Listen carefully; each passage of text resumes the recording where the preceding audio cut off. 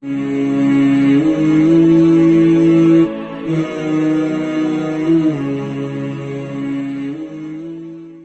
کتاب رحمت سورہ الکہف اٹھائیں۔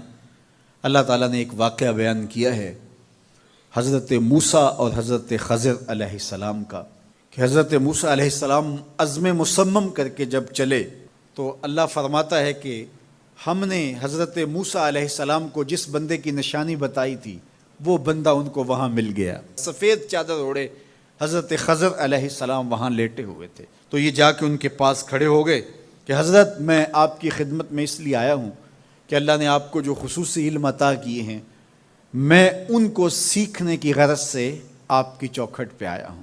کہا تم میرے ساتھ صبر نہیں کر پاؤ گے، معاملے مشکل ہیں، سفر دشوار ہے، منزل کٹھن ہے، اور میرے معاملات ایسے ہیں کہ تم اعتراض کرو گے اس کے بغیر تم رہ نہیں سکتے۔ حضرت موسیٰ علیہ السلام نے کہا اگر اللہ نے چاہا تو آپ دیکھیں گے میں صبر کروں گا اور آپ کے کسی حکم کی کسی کام کی میں نافرمانی نہیں کروں گا، کسی کام کا انکار نہیں کروں گا۔ کہا کہ اچھا شرط یہ ہے کہ جو میں کروں اس پر تم اعتراض نہیں کرو گے، سوال نہیں کرو گے، یہاں تک کہ میں خود ہی نہ بتاؤں۔ تو کہا کہ یہ شرط ٹھہری، میں کوئی بات نہیں کروں گا۔ فانطلقا، دونوں چل پڑے، دریا کے پار جانا تھا۔ جو کشتی کا مالک تھا، کشتی بان تھا، وہ حضرت خضر علیہ السلام کو جانتا تھا تو اس نے کرایہ بھی نہیں لیا، لیکن جب کشتی پر سوار ہوئے تو عصا مار کے حضرت خضر علیہ السلام نے کشتی کا ایک پھٹا توڑ دیا۔ تو بے ساختہ حضرت موسیٰ علیہ السلام نے کہا آپ نے پھٹا توڑ دیا، یہ سارے ڈوب جائے؟ کہا میں نے کہا تھا نا تم میرے کاموں پہ صبر نہیں کر پاؤ گے۔ تو حضرت موسیٰ کو یاد آیا، کہا میں بھول گیا تھا، اس پر مواخذہ نہ کیجیے۔ پھر دونوں چل پڑے، بچے کھیل رہے تھے، ایک خوبصورت لڑکا وہ بھی بچوں میں کھیل رہا تھا۔ حضرت خضر آگے بڑھے اور اس کی گردن مروڑ دی، اس کو قتل کر دیا۔ صاحب شریعت تھے حضرت موسیٰ علیہ السلام، نہ رہ سکے، پھر بول پڑے ایک جان کو بغیر کسی جان کے بدلے میں قتل کر دیا، اس نے گوایا کیا تھا ہمارا؟ آپ نے بہت ہی جو ہے وہ غلط کام کیا، یہ کام اچھا نہیں کیا آپ نے۔ کہا میں نے کہا نہیں تھا کہ تم میرے ساتھ صبر نہیں کر پاؤ گے۔ کہا ایک موقع اور دے دیجئے، اب اگر میں نے کوئی اعتراض اٹھایا تو پھر دوبارہ مجھے آپ اپنی صحبت میں نہ رکھیے، عذر تمام ہو جائے گا۔ پھر دونوں چل پڑے، یہاں تک کہ ایک بستی میں دونوں آئے تو آپ نے بستی والوں سے کہا کہ ہم مہمان ہیں، آپ ہماری مہمان نوازی کیجیے، کھانا کھلائیے۔ تو انہوں نے انکار کر دیا، کہا کہ ہم تو آپ کو بلایا نہیں ہے، آپ خود آئے ہیں، آپ اپنے کھانے کا خود انتظام کیجیے۔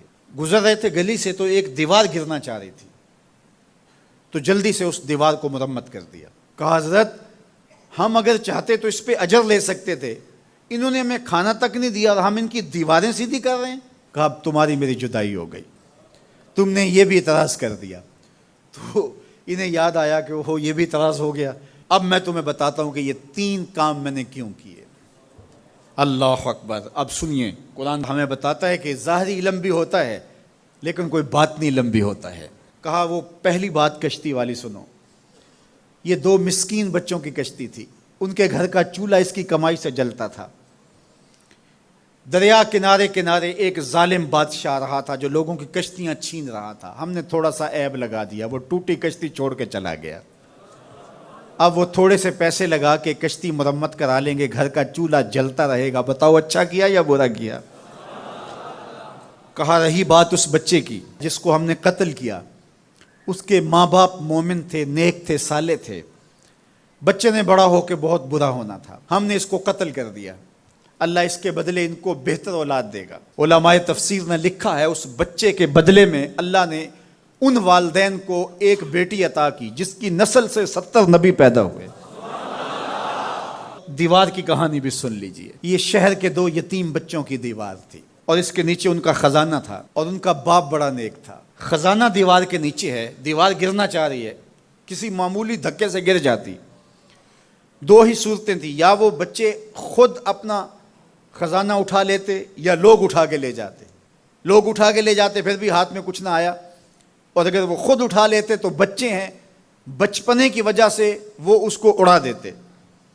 تو ہم نے اس کے اوپر دیوار کھڑی کر دی، جب تک وہ اس قابل نہیں ہو جاتے کہ یہ خزانہ نکال کے اس کو صحیح مصرف پہ لگا سکیں، اتنی دیر تک دیوار گرے گی نہیں۔ اللہ اکبر، وہ کسی وجہ سے دیوار قائم رہے گی، اور جب وہ اس عمر کو پہنچ جائیں گے جس عمر میں وہ اس خزانے کو سنبھال سکیں گے، تو پھر دیوار خود بخود گر جائے گی اور یہ خزانہ نکال کر کے اپنے کام پہ لے آئیں گے۔ میں جب پہلی مرتبہ اس کو جو ہے وہ غور کے ساتھ تلاوت کیا تو مجھے یہ لگا کہ اس کا انطباق پاکستان کے حالات پہ بھی ہو سکتا ہے، اس لیے کہ یہ بھی یتیموں کا سرمایہ ہے۔ کتنے یتیم روتے بلکتے رہ گئے اور ان کے سر سے جو ہے وہ سائے اٹھ گئے اس وطن کے لیے، لیکن میرے مالک نے اس ملک کے خزانوں پر گہرے پہاڑ اور بڑی بڑی دیواریں کھڑی کر دی ہیں۔ جب تک یہ قوم بلوغت تک نہیں پہنچے گی اتنی دیر تک وہ خزانے ظاہر نہیں ہوں گے، اور جب یہ قوم اپنی بلوغت تک پہنچے گی، شعوری بلوغت، فکری بلوغت، علمی بلوغت، اور رب سے جو وعدہ کیا تھا پاکستان کا مطلب کیا، لا الہ الا اللہ، جب اس بلوغت تک یہ پہنچ جائے گی، اس وعدے کی تکمیل ہوگی، پھر رب دیوار ہٹا دے گا اور پاکستان کو اللہ اتنے خزانے دے گا اور پاکستان ایسا مالا مال ہوگا دنیا دیکھنے آئے گی انشاءاللہ۔ اس لیے رب نے دیواریں بنا کے رکھی۔ تمہارا باپ معین الدین چشتی بڑا نیک تھا، تمہارا باپ داتا گنج بخش علی حجویری بڑا نیک تھا، تمہارا باپ حضرت مجدد الف ثانی بڑا نیک تھا، ان کی وجہ سے میں دیواریں کھڑی کر رہا ہوں اور مضبوط حصار لگا رہا ہوں تمہارے خزانوں پر، اور وہ وقت آئے گا جب تم بلوغت کی عمر کو پہنچو گے، دیواریں ہٹ جائے گی اور تمہارا وطن زمانے پہ مہکتے پھول کی طرح اور چمکتے ستاروں کی طرح اور روشن آفتاب کی طرح چمکتا اور مہکتا دکھائی دے گا، اور زمانہ پاکستان دیکھنے آئے گا، پاکستان دنیا کی قیادت کرے گا انشاءاللہ۔ تو کہا یہ تعویل ہے ان باتوں کی جو باتیں میرے رب نے مجھے بتائی، اور یہ میں نے اپنی مرضی سے نہیں کہیں، اور جو میں نے کیا اپنی مرضی سے نہیں کیا۔ تو یہ باطنی باتیں ہیں، شاید یہ باطنی باتوں کے جوش میں یہ بات بھی میں کر گیا۔ وہ کیا کسی نے کہا تھا کہ بھری محفل میں ایک راز کی بات کہہ دی، بڑا بے ادب ہوں سزا چاہتا ہوں۔